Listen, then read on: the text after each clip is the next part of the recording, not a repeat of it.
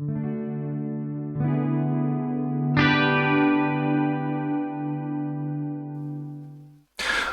to Enhancing Clarity with me, Philip Lisle. Today I'm in conversation with longtime friend and former colleague Rob Goddard to discuss buying distressed companies. But before we get into that, Rob, why don't you tell us a little bit about yourself and how you got to where you are today? Thank you, Philip, for inviting me on to your channel. Well, I have to confess my sins straight away to your audience, or the audience, because for the first half of my working career, I was in banking. But I did see the light. I had a conversion experience for the second half of my working career. I've been in the SME private sector rather than the corporate world, and I've been running other people's businesses and my own over the last 20 years or so. Great stuff. Now, buying distressed companies isn't exactly a mainstream topic. There are lots of things about buying companies and selling companies, but we thought today we'd talk about distressed companies. And I think my first question is, well, why buy a distressed company at all? After all, it's already failing, or indeed it has even failed. Yeah, I mean, it's a good point to make. I guess there's two answers. The quick answer is I've never bought a distressed business. I've always done startups or taken over an established business and grown it, but never taken on a business that's been struggling. But what I have learned over the last 20 years is that businesses never fail. It's the business owner that fails. It's not the business at all. And so if you can understand what's gone wrong, and you believe you have the skills and resources to put it right, there's an opportunity there then to do a recovery and a turnaround for that business. And that's the challenge for me. That's my motivation. Okay. I mean, given your former career as being the founder of Evolution Complete Business Sales, that I know you've now exited, did you ever come across clients, or did clients ever approach you to specifically look for distressed businesses? Yes. Yeah, and they still continue to do that. The thing is that so I've looked in a personal capacity, and I've also looked on behalf of clients. And there is a difference between the two. One I'm more emotionally involved with, which is buying my own businesses that are struggling. And I'm less impassioned, but still committed when I'm working on behalf of someone else. But both are tricky, I found, actually. Okay, well, I'd like to return and explore that a little bit later, if that's okay with you. Now, we've had two fairly seismic events in the last 4 or 5 years, first with Brexit and now with the pandemic COVID-19. What impact do you think that's had on the distressed company world? Well, you would think there would have been a quick effect following the first lockdown, as nearly 2 years ago. But actually it's not, because of government support. There's been money pumped into the economy and businesses, and it's kept a lot of businesses alive that ordinarily would have sunk. Zombie businesses, as a colloquial term, they've been kept alive. And it will be interesting to see, I think, the next period of time, now that we're getting government support having been withdrawn, like furloughing, but there's other changes afoot, like the removal of the moratorium for landlords come March. Landlords will be able to return back to evicting people who can't pay their rent, businesses that can't pay their rent. VATs in the process of being increased in the hospitality and the retail sector, having gone down to 5%, is working its way back up to the good old 20%. So there's lots of things that are happening that will gradually expose those businesses that have been propped up during the COVID period and the lockdowns, and will come to the fore. And so even more so, they need help and guidance and working capital and all the sort of other things that an investor can bring to the table. And is this something that you're looking to do yourself? Yes. Okay. Yeah. I've had feedback from quite a few insolvency practitioners over the last year or so, and they've been pretty quiet. So I know it's not just my own experience. I know this is widespread. And that was the purpose of the government support packages, was to keep businesses alive, keep people employed, or keep people at home and still be paid even though they weren't working. Uncharted territory for all of us. But that is gradually being withdrawn. So I think there's an opportunity here for companies that are looking to purchase and private individuals that have got the requisite skills and cash to inject to help businesses in the longer term, right? Because we can't keep those government support packages going indefinitely. No, the country will be in dire straits if we carry on for much longer. But that's possibly a chatter for another occasion over a pint. Exactly. So, I mean, it was really interesting because you mentioned insolvency practitioners, which leads me neatly into I think the question that most people would be wanting to ask is, how do you go about finding distressed businesses? And then, having found one, how do you go about buying it? It's a lot harder than I thought. One, because of the backdrop that I've just described in the last 18 months, where companies have been ticking along. They've been keeping their head above water. The basic problem is finding them too late. They're already in insolvency. So there's already an administrator and there's a process where they're selling it piecemeal, probably. Going to insolvency. But once the men in black, and I did do a video recently on LinkedIn about this, I'll give you the link to include on this. The men in black, you don't want the men in black coming in, because as soon as you've got an administrator in there, you lose control of your business and you are not a master of your own destiny. So the hard bit is to try and get in early stage where the business is struggling, but there's time. But that is hard, and it's hard because majority of business owners that I've met over the years don't have a reality. They don't have a sense of where they've got to. There's an over-optimistic view that hopefully it'll all turn out, in the wash. And that's a death knell for a business. If the leader isn't waking up and smelling the roses, there isn't a reality check there to think, well, maybe I should get in some help.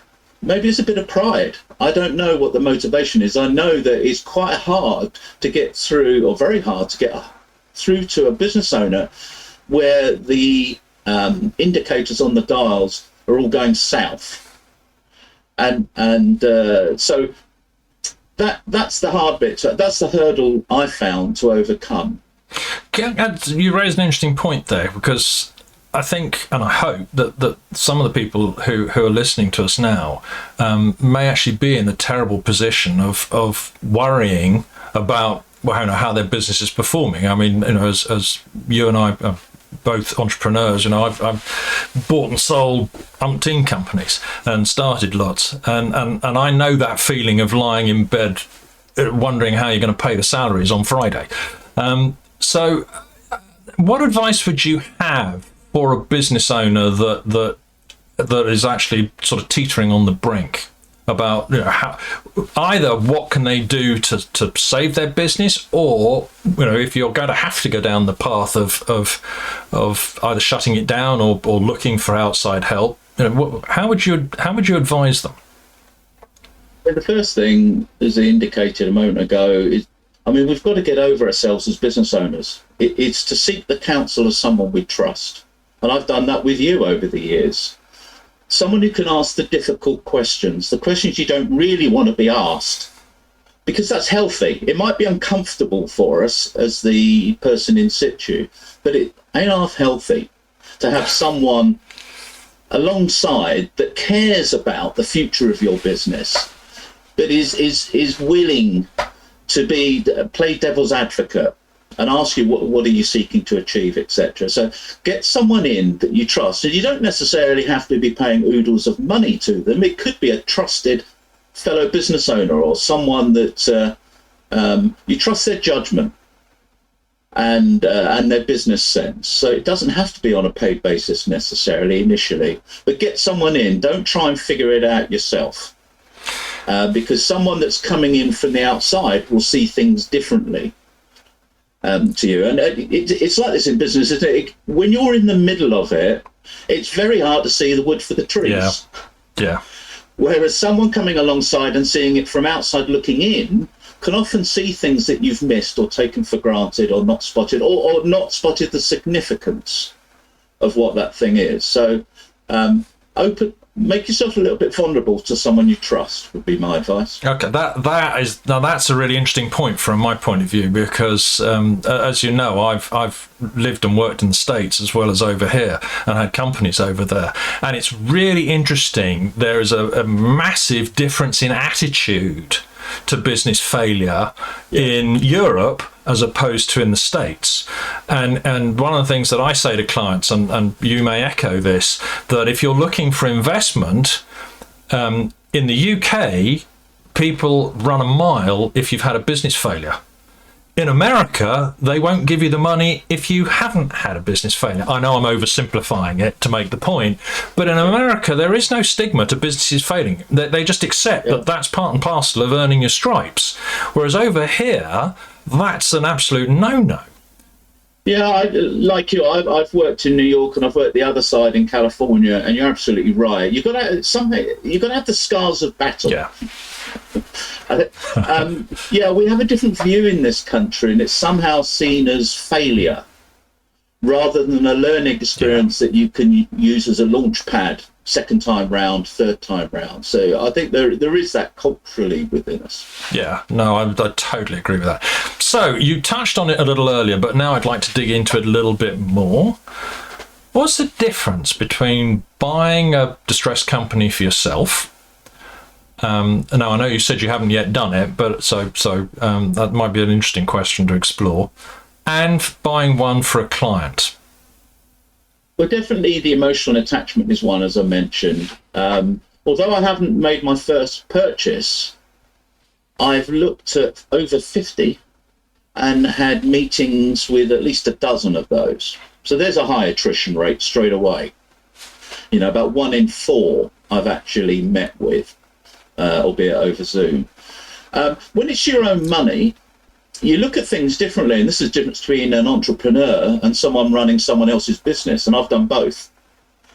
It means more to you because it's your cash. And therefore you see a business that it's your personal money that you're exposing. When you're working for a client to buy a business that's struggling, it isn't quite the same lens that you look at it. It's perhaps more logical. There's less emotion involved. I mean, both have their strengths and weaknesses, of course. But I did have recently helping someone try to purchase a competitor on an advisory consultancy basis, and I was able to give input and advice to them from the touchline that was objective, didn't have emotion attached to it, and that was helpful to him because he was the reverse. Yeah, as is so often the case. Well, actually, between the two of us, it was a good blend. Yeah. So I guess, so I mean, that's my experience so far. I thought it would be more straightforward to purchase a number of distressed businesses, one after another, and it hasn't been. And that won't stop me trying, though. How much has that sort of difficulty of finding the right business got to do with the valuation that the current owners put on the worth of what they have? Yeah. It's no different, actually, to if a business is not distressed. I found that most business owners are in sell mode, regardless of the performance of their company, usually want double, if not treble, what it's probably worth on paper. I've been selling businesses, as you know, for over 20 years, and that's never changed. The businesses have changed, but not that principle. I think as business owners, we tend to look with rose-coloured specs, and we think it's worth more than it probably is worth in the marketplace. I think that's a starting point. I've had more of the issue is where I've had a dozen or so meetings with a dozen or so companies that I've targeted for a potential MBI or purchase all the shares. is that the business owner doesn't really know what's going on in their business, which is probably why they've got into trouble in the first place. Because I have dozens of questions. I have stock questions. I have a dozen or so by the side of the laptop when we have a Zoom call or something. But my final question I now ask first. My final question used to be, if you had your time again, what would you do differently? Good question. I actually now open them with that, which often is a surprise to the person I'm asking the question to, because it's like straight in with the big question. And it's very telling, the response, because they don't know. Yeah. I mean, I've had one, it was a gym owner who said, well, I wouldn't do anything differently. Well, that's isn't that's Einstein's definition of madness, isn't it? Well, the other thing is this gym had gone into insolvency in 2018, so she's been round the track.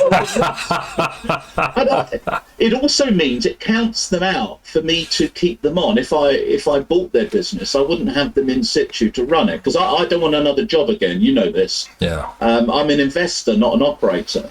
And that's my role going forward. So the first thing I'm looking to do is the person that I'm speaking to, do they have value in staying on?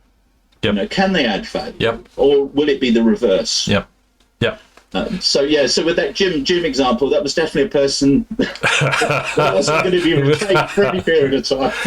But it's a cracking question, isn't it? What would you do differently if you had your time again? Yeah. Yeah, no, it's a very good question. And actually, you said something in there that I'd like to actually loop back to, because I think it's quite an important point. We talked about the stigma attached to failure a little earlier, and one of the things that you mentioned was, which I think is absolutely key, is if you're looking to invest in a distressed business rather than run it yourself, you've got to have a team that's going to be able to do it. So I think, to go back to the question I asked you about what advice would you give a company owner that was facing that issue, I think I would add to that, particularly having just heard what you said, I'd be saying to a potential owner, look at how valuable you can be to the new owner. Look at what you can do to help an investor run this business better with their skill set. Because one of the great things about stigma is how how it affects our self-esteem and our mental well-being. I know from my own experience, because I've as a serial entrepreneur, I've 11 startups and 7 exits. That meant 4 didn't work. And I remember what that felt like. And one of the things when I first went through that, I can hand on heart say I got very depressed. I definitely went into a black hole. And I think if you can ask or suggest to business owners in that state that they think about how valuable they can be to a new owner, that actually gives them something positive to work towards rather than those feelings of negativity. I think that's a really good point that you make there, Philip. And it is about those soft issues, isn't it? It's how they feel. Because if you know your business is not doing well or worse, you're not going to feel good about that. Even though you might project an image to other people, inwardly, you know how you feel. So you're right. And actually, that mindset then helps the investor, doesn't it? Because it's better to have people to stay on if they're good talent. Yeah. Than exit stage left, because you've got to find someone to replace them. Yeah, but it also, too, I would argue that it will change the dynamic of the conversation that you as an investor are going to have with me as the owner of the distressed company. Yeah. If I'm down at mouth, because it's very difficult, however good an actor we are, it's very difficult to hide when you're at that point of disaster, hide how things really are. But if, on the other hand, you've thought about how you can help an investor, the topic of conversation stops being woe is me, but much more about, but if we had the money, we could do this, we could do that. And you're as an owner, you're injecting that sense of energy of the potential of the business with the right investor. And from your point of view as an investor, I would have thought that would have been a lot more exciting than somebody whose woe is me. Yeah, and also, I mean, dare I say, yeah, not only helps the investor, but the investor could become a mentor to the business owner that's doing the operating. So there's a really good partnership there potentially between the two people. Yeah. So I think the sort of wrap-up question for me on this is quite interesting. What are the challenges of dealing with the owner of a distressed company versus the owner of a non-distressed one who's exiting by choice? Well, depends who they're using to conduct the transaction. My experience of many insolvency practitioners is they're not up to the job. It seems like a form-filling exercise that they've marketed the business. Because what I found is that in the data room, if they have a data room, of course, there's key information missing. And they're not really selling the opportunity. There's drips and drabs of information. So with a distressed business, what helps to sell it to a potential acquirer or investor is having all the information up front, arguably more. But I have to say most insolvency practitioners I found fall short of the mark. They're not salespeople at all. They're administrators. Well, I was going to say, do they don't have much interest in selling, do they? Maybe, yeah. Well, maybe this would be a call out to a wake-up call. Yeah. Why don't you outsource the sales and marketing? Well, I mean, the slightly cynical approach, because I too have looked at in the past at buying distressed companies, and my experience was that I'm going to tar them all with a terribly big paintbrush at this point, so don't shoot me. But if their fees were paid, they were happy. I couldn't possibly comment. There are one or two good ones out there. Yes. Oh, no, there are one or two good, and you and I know one or two good ones. But the majority, they're not sales and marketing people. Well, it's not their job. To be fair, it's not their job. I mean, the insolvency world is it's a legal process that they go through. So in some respects, their hands are tied. So we are being a little unfair. The law requires them to market the business to get best value for creditors. So they're in this sort of difficult position. Yeah. But so for distressed businesses, it's really hard to get information because the IPs will then blame their client. And there's probably some truth to that. Yes, of course there are. The business has got problems. So but also too, that goes back to sorry to interrupt. It goes back to the depression bit. I mean, if you've lost your business and you're depressed, why would you bother to help anybody?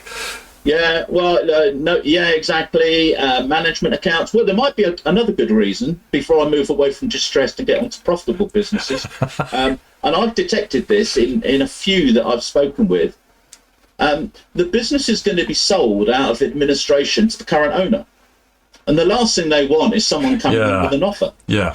Because it's biting them in the bottom because suddenly you've got an outsider that's offering more than they are. So I've picked this up. I've got no sound evidence, but it's bizarre how the person that's selling the business, that got it into problems, the next day, the company Phoenix is having gone through the process of trying to sell it, and it's the current owner that buys it out of insolvency. So as a pre-pack. So, but that, I mean, that's the distress side. Where I spent more of my working career is on profitable growing businesses, and it's a different set of problems. You do get the lack of information. The majority of business owners, even in profitable companies, don't know their numbers well enough. I mean, you've come across this, I know. They can't tell you their conversion rate for sales. Some of them, profitable businesses, decent businesses, don't have monthly management accounts. All too many. And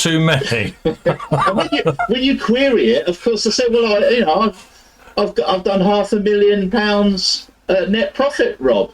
Why would I need monthly management accounts?" I'll say, because you've not hit $1 million on the bottom line. That's why you plateaued at $500,000. So it's a different set of problems. Definitely lack of financial robustness and a lack of knowledge of their numbers and what it means comes up. And you also have the valuation issue where they believe it's at least a double-digit a double-digit multiple. Depends whether it's 10, 15, 20 times EBITDA. Yeah. But that's an education process to then ask that business owner, well, how did you get to that number and that multiple? Yeah. And then shut up. Usually it's their mate down the pub. Yeah, oh, absolutely, yes. That knew of a business Yeah. once. Yes. Yes. They've got a 17.2 multiple. Yeah. So, well, have you got the press release then? Because it'd be interesting to see how that number's broken down. It's all hearsay, isn't it? Yes, the rumour mill gets crazy. Do you know what, Philip? I've never known a business owner to sell their business and say they accepted a poor deal. No, That's where the rumours start. That's very, very true. That is very, very true. Now, I know I'm supposed to be asking all the questions on this, but have we missed anything out, do you think? Well, I think part of it is chemistry. Whether the business is distressed or is the reverse. When you're bringing someone new in as either a partial investor or to buy the business and you're staying on, I think it's much underestimated by the current owner. The dynamics will change. Yeah. And I don't know what your experience has been, Philip, on that, but have you come across that yourself? Oh, very definitely. And one of the things that I've always done when I've been buying businesses, I've preferred that the original owner leaves fairly soon.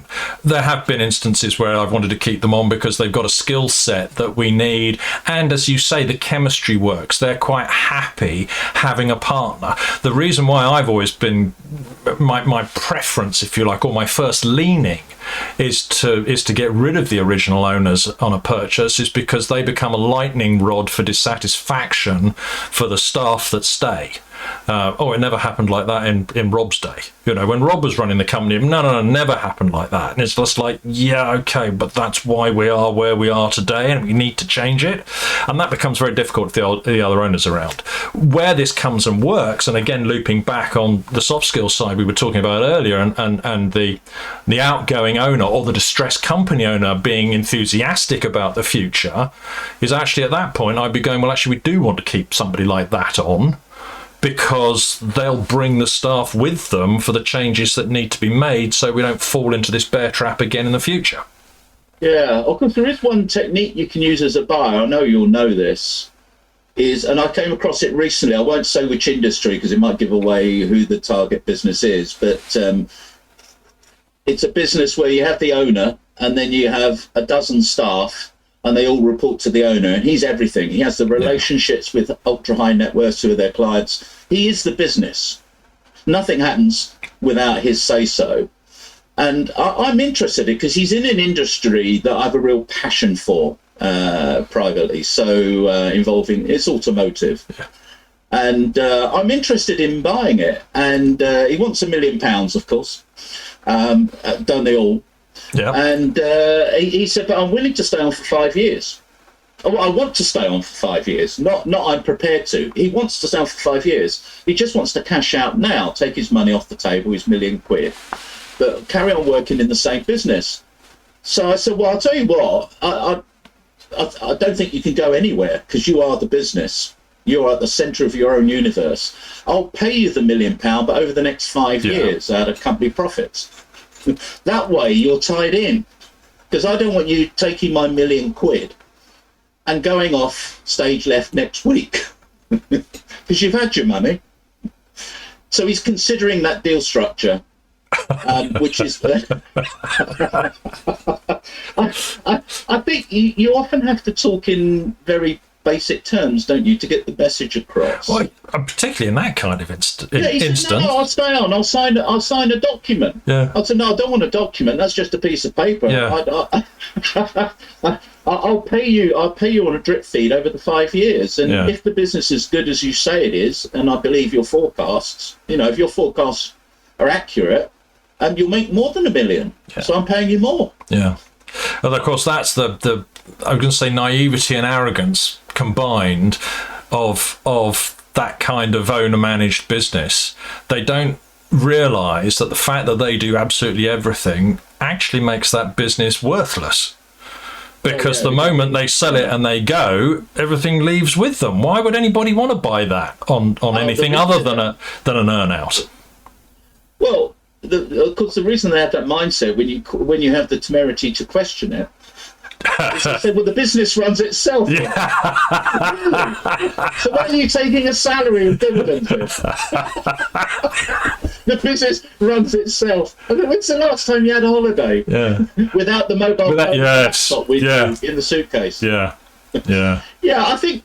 I mean, you know what it's like. If you use it, you can be direct, but you can use humour, and you can really call them out if it's done in the right environment. Yeah. And you often end up just chuckling between the two of you. Yeah. Because you know what each other's thinking by then. And also, I think I think it's getting through that, because growing a successful business, and I've got a book here that I'm plugging above my shoulder, it's actually quite straightforward. It's people who make it complicated. There are 8 key principles that unlock business success. It ain't that difficult. So if you've got a business that's maybe struggling a bit now, particularly as the government supports the process of being withdrawn, have a read of my book. And if you want a free copy, rather than go onto Amazon, get in touch with me. Email me, and I'll give you a copy. I'll give you a signed copy. But read that book is a compilation of 8 business owners and their journey, and we came up with the 8 keys that unlock business success. Whether or not it's a profitable business or a distressed one, it remains the same. I think human beings complicate business, Philip. Oh, very definitely. Just a simple thing, Rob. I haven't had my copy of that book. You know what? I only had it yesterday from Amazon. I knew you'd say that. Oh, so it is coming in the post. No, I don't want the postage. I'll buy you a drink. No, you're on.